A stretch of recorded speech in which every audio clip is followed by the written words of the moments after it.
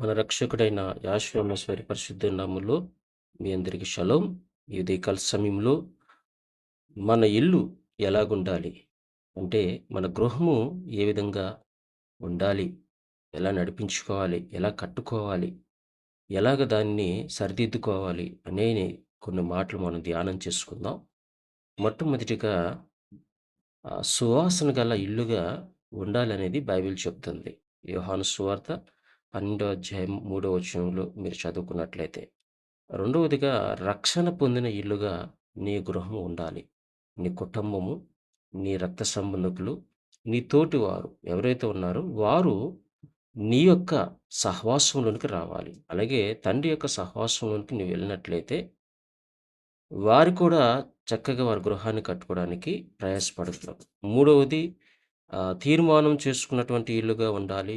నాలుగవది నీతిమంతుల ఇల్లు గొప్పగా ఆశీర్వదించబడుతది.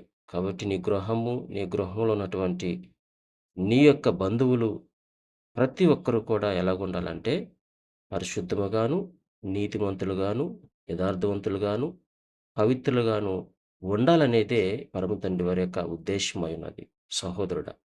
కాబట్టి ఆశీర్వాదకరమైనటువంటి ఇల్లుగా ఉండాలి అంటే దేవుని యొక్క ఆజ్ఞలను అనగా పరమ తండ్రి వారి యొక్క ఆజ్ఞలను నీవు చక్కగా ఈ లోకములో జరిగించేవాడై ఉండాలి. ఎందుకంటే ఆజ్ఞలు చేయటం వలన ఆయన దీవెనలు, ఆయన ఆశీర్వాదాలు నీ మీదకొస్తాయి. ఆతిథ్యం ఇచ్చే ఇల్లుగా ఉండాలి.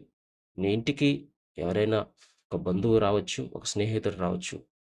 షారమ్మ గారిలాగా మంచి ఆతిథ్యం ఇచ్చే ఇల్లుగా, గృహంగా ఉంటే నీ ఇల్లు చక్కగా దీవించబడుతూ ఉంటది. జ్ఞానం గల, బుద్ధి గల ఇల్లు కలిగిన విధంగా ఉండాలి.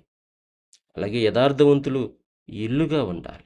యోబు తన కుటుంబాన్ని ఎలాగైతే చక్కగా సరిదిద్దుకున్నాడో, తండ్రిలో తన యథార్థతను విడిచిపెట్టకుండా పరిశుద్ధంగా, పవిత్రంగా కాపాడుకున్నాడో, అలాగా నీ గృహాన్ని గూడా నీవు కట్టుకున్నట్లయితే నువ్వు చక్కగా అభివృద్ధి పొందుతావు. ఆశ్రయమిచ్చే ఇల్లుగా ఉండాలి. నీ తోటి వారి పట్ల నువ్వెలా ఉండాలి? నీ తోటి వారి పట్ల నువ్వు ఏ విధంగా జీవించాలి? నీ తోటి వారిని ఎలాగ ప్రేమించాలి? ఎలాగ ఆశ్రయం ఇవ్వాలి అనేది కూడా నువ్వు నేర్చుకోవాలి. యోగ్యమైన ఇల్లుగా ఉండాలి. చివరగా యోగ్యమైన ఇల్లుగా ఉండాలి. నీ గృహాన్ని చూసినప్పుడు, నీ గృహాన్ని బట్టి, నిన్ను బట్టి, నీ తోటివారు, నీ చుట్టుపక్కల ఉన్నవారు, నిన్ను చూసి అనేక విషయాలు నేర్చుకునే విధముగా నీ గృహాన్ని నువ్వు కట్టుకోవాలి.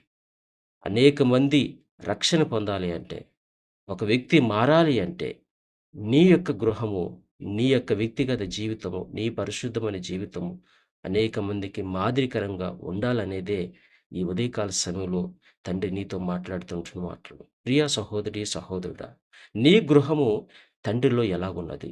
ఆయన సన్నిధిలో నీ గృహాన్ని ఎలా కట్టుకుంటున్నావు? ఒకసారి ఆలోచించుకో.